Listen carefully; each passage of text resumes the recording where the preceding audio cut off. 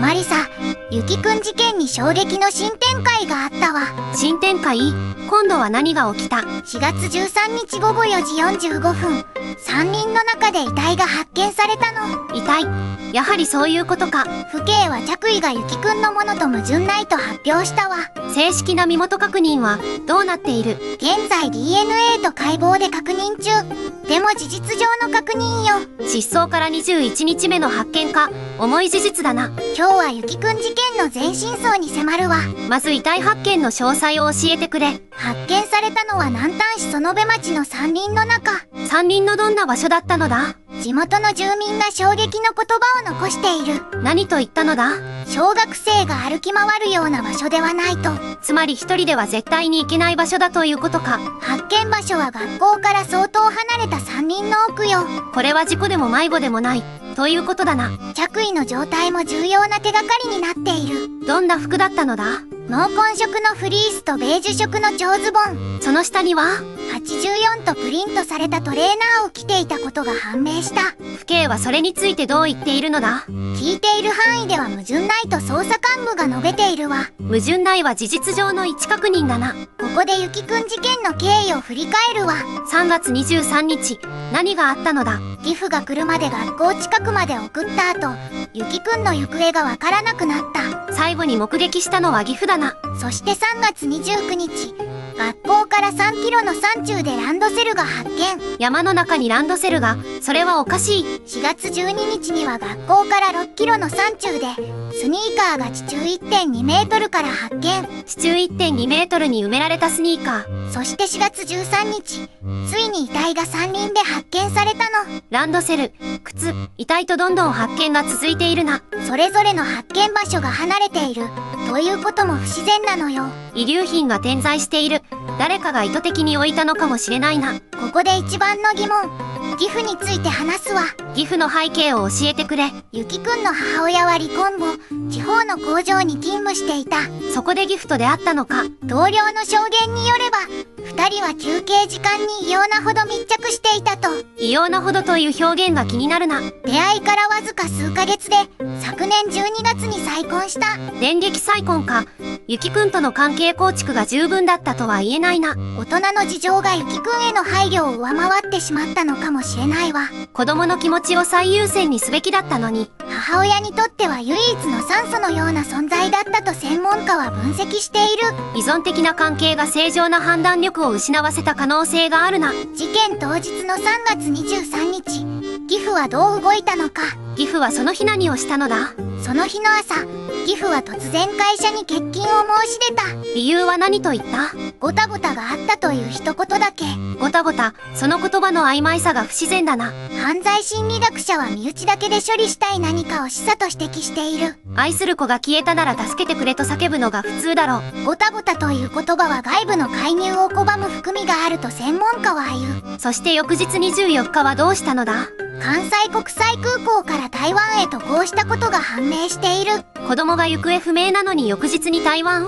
しかもその後にゆきくんの靴が山中で発見されたという事実もある。全てのタイミングが不自然すぎるな。ピアノ発表会の件も説明するわ。最初の報道で何と言われたのだ？ピアノ発表会に向かう途中で失踪と報道された。それが嘘だったのか？警察の捜査で判明した。ゆきくんはとっくにピアノをやめていた。すぐバレる嘘をなぜついた？それが不自然だ。極限状態での短絡的な隠蔽か意図的な捜査かと専門家は言う。どちらにしても深い問題がある。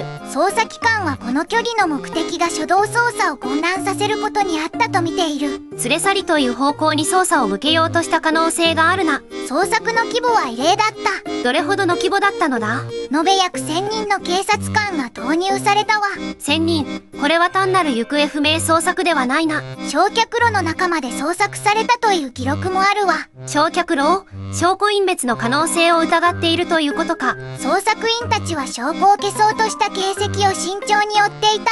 ドローン捜索も行われたのだったな。広範囲にわたるドローンと人海戦術。それでも長期間発見できなかった。山林の奥深くにあったということがその理由かもしれないな。科学捜査はどこまで進んでいる？ルミノール反応の件を教えてくれ。血液の痕跡を確認するルミノール反応の調査が行われたわ。それはどこで行われたのだ？ギフと母親の生活空間と見られる場所が対象になったの。ルミノールで陽性反応が出たということか。捜査の詳細は明かされていない。でも投入規模が全てを語っているわ。そして DNA の確認も進んでいるのだな。遺体から採取した DNA と足立ゆきくんの照合が進行中よ。結果が出れば事件は完全に刑事事件として動き出す。遺体が発見された場所の意味を整理するわ。学校から相当離れた山林の奥だったな。一人の小学生が行けるような場所ではない。小学生が歩き回るような場所ではないという証言が全てだな。遺体が運ばれた可能性が高いと捜査は見ているわ。ゆきくんの死は一人では起きなかったということか。その前提で捜査員たちは動いているの。ランドセルや靴が別々の場所で発見されたことと繋がってくるな。証拠品を分散させた可能性。捜査はその点も追っているわ。今後の捜査の焦点を整理するわ。ギフと母親の行動が中心になるのか。失踪当日と前後の行動の一致。これが最重要よ。ドライブレコーダーの映像はどうなっているのだ？提出されたが肝心の場面が映っていなかった。都合よく映っていないのか。その映像が意図的かどうかも捜査対象よ。全ての証言と証拠が矛盾を抱えている。ゆきくんの卒業という喜びの日が最後の日になってしまったこと。11歳の命がこんな形で失われてはならなかった。捜査は続いている。真実が必ず明らかになることを願うわ。なお本件は現在捜査中です。今後情報が変わる可能性があります。本動画は報道をもとにした解説であり、断定的な判断ではありません。ゆきくんの父親についてはどんな情報があるのだ？ジップと母親はすでに離婚しており、現在は別居している。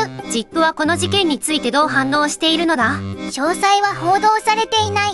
捜査当局との連携が続いているとされているわ。事件前の学校生活はどうだったのだ？ゆきくんは卒業式を迎えるほど真面目に学校に通っていた。卒業という晴れの日にこんなことになるとは誰も想像していなかったな。警察はゆきくんの学校生活や友人関係も慎重に調査しているわ。周囲には事件の予兆は見えていなかったのか。家のことは話してくれなかったという同級生の証言が残っている。家の中で何かを抱えていたのかもしれないな。子供が家のことを話せない状況にあった。